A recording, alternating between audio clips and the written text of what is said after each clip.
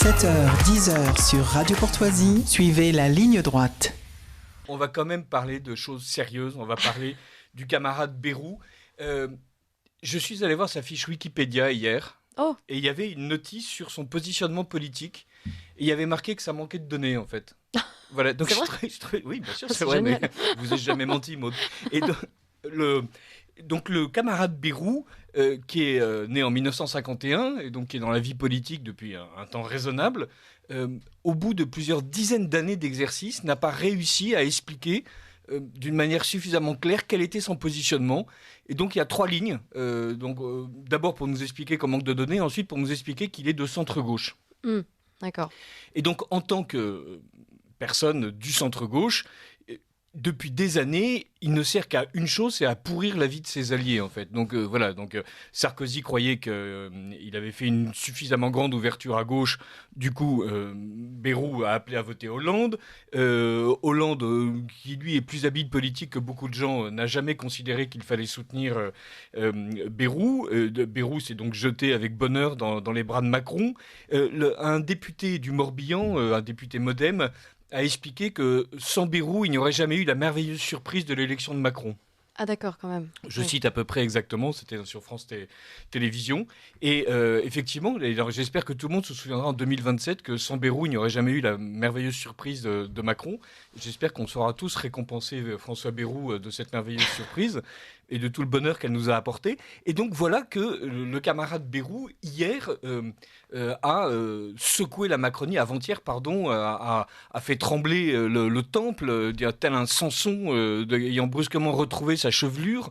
Il a expliqué que non, décidément non. Bien sûr, il était toujours dans le camp macronien, mais en même temps, donc il a bien compris les leçons de son jeune camarade, en même temps, il était foncièrement opposé à tout ce qui se passait à Paris, parce que ce sont des enfoirés de Parisiens. Je me permets de résumer la manière dont Macron l'a dit.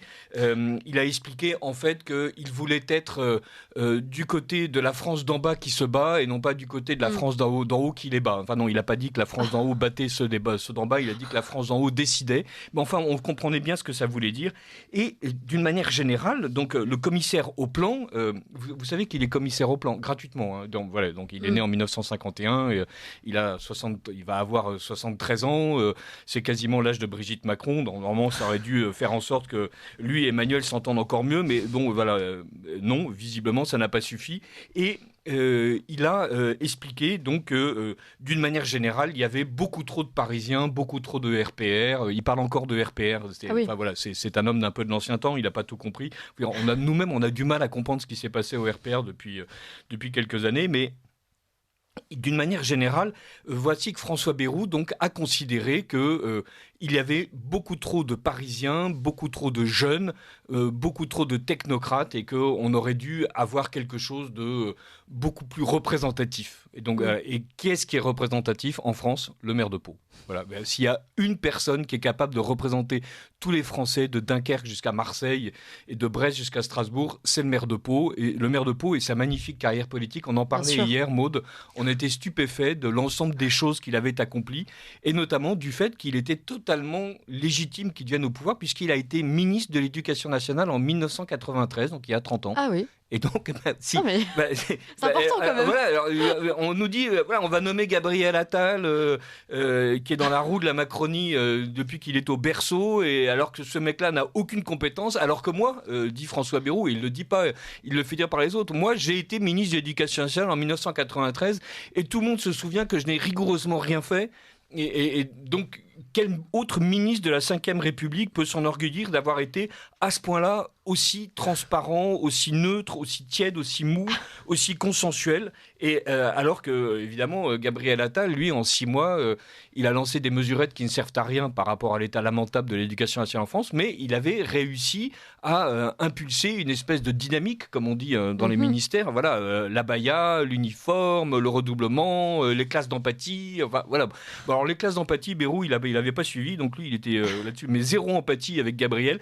Il avait tout de suite dit qu'il aurait voulu qu'il y ait quelqu'un d'autre, et donc là, Bayrou se retrouve quasiment dans l'opposition, mais en même temps, il se retrouve malgré tout au gouvernement. Et surtout, il se retrouve totalement lâché par ses troupes, puisque Bourlange a expliqué que c'était n'importe quoi. Même, alors, on était un peu étonnés, parce que Bourlange, la dernière fois qu'on l'avait entendu parler, il disait des choses plutôt intelligentes sur la guerre israélo-palestinienne. Et donc là... il a expliqué que, d'abord, le groupe démocrate et le mouvement démocrate ont sorti un communiqué. Nous vivons une situation politique marquée par de fortes attentes des Français et des interrogations légitimes sur l'avenir de notre pays et de l'Europe. Ça, c'est une bonne introduction qui ne dit rien, mais qui pose le problème. Notre majorité est une permanente recherche d'équilibre. Alors ça veut dire on est au centre et on n'a pas de majorité, pour que l'économie produise de la justice sociale, etc. Bon.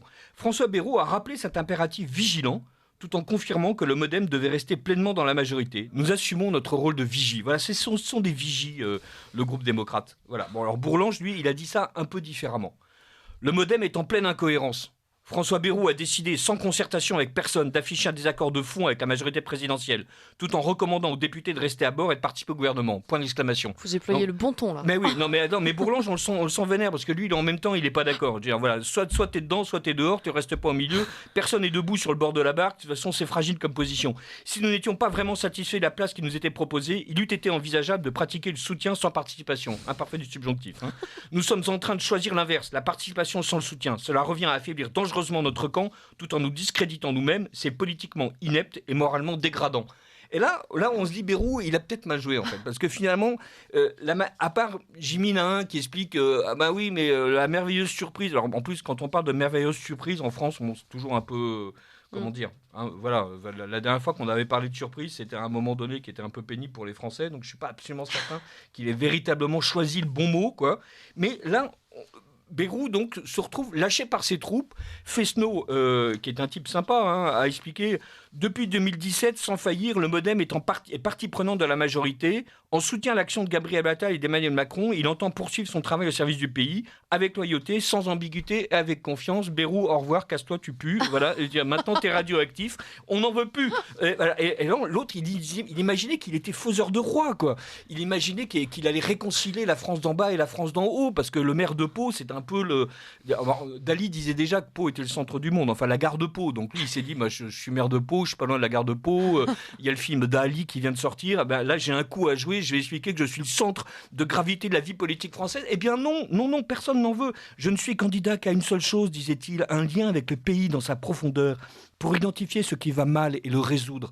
Et on se disait, c'est vrai, il est commissaire au plan depuis 3 ans. Il a sorti plein de rapports. Vous savez, en gros, il sort 0,4 rapports par mois, quoi. Donc, il les sort lentement, il les distille. Alors, je suis allé voir en plus les rapports, parce que vous savez, on est une radio sérieuse sur Radio Courtoisie. Et c'est des choses qui sont vraiment importantes.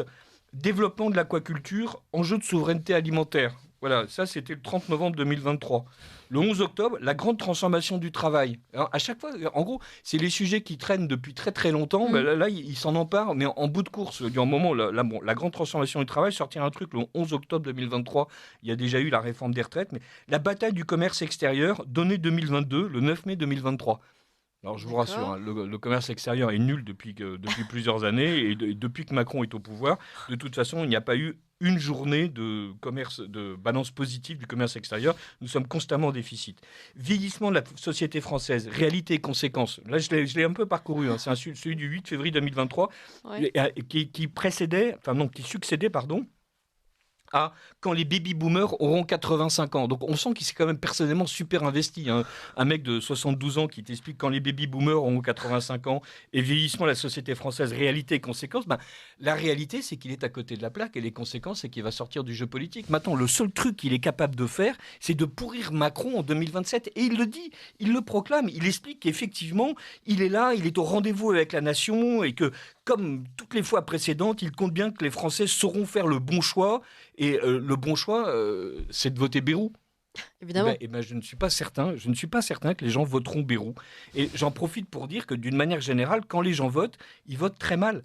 et ils ne votent pas du tout Bayrou. Et ils votent pour des gens comme Macron, ils votent pour des gens comme Gabriel Attal, et ils votent pour des gens en fait qui sont complètement déconnectés de la France, mais c'est jamais Bayrou qui a réussi à les reconnecter. De toute sa carrière, il a été à chaque fois celui qui empêche la droite d'arriver sous prétexte de promouvoir le centre, sans jamais être capable pour lui et son propre parti de profiter de quoi que ce soit. Voilà, il a chouiné en expliquant qu'il sortait de 7 ans de calvaire et qu'enfin il avait été blanchi. Tout le monde a remarqué un truc, c'est que ils étaient plus de 10 à être sur les bancs de l'accusation. Il y en a 3 qui ont été blanchis. Tous les autres sont accusés, mais il a l'air de dire que non, le MoDem est un truc qui est absolument avec des braies propres. Nous, on a l'impression qu'elles sont un peu crottées quand même, mais non, pas du tout. Et surtout, ce qui est génial, c'est qu'il a expliqué « j'ai été blanchi ». Alors, le fait que tous ses compagnons soient condamnés, là, Oui. c'était pas grave. Mais ça, c'est le mec qui rassemble. Voilà, donc il y en a que pour sa gueule, et il était absolument content. Et je tiens à dire, ça n'a quasiment rien à voir, mais malgré tout, il avait quand même raison sur une chose. Effectivement, c'est un gouvernement de technocrates. Effectivement, c'est un gouvernement de Parisiens. Mais pire que ça, il y a eu une petite chronique qui était intéressante où les gens s'interrogeaient sur la représentativité des majorités en Europe. En moyenne, les gouvernements dans l'Union européenne représentent 48% des votants et 32% des inscrits. Bon, c'est pas énorme, mais en France, La République En Marche ne pèse que 26% des votants et 12% des inscrits.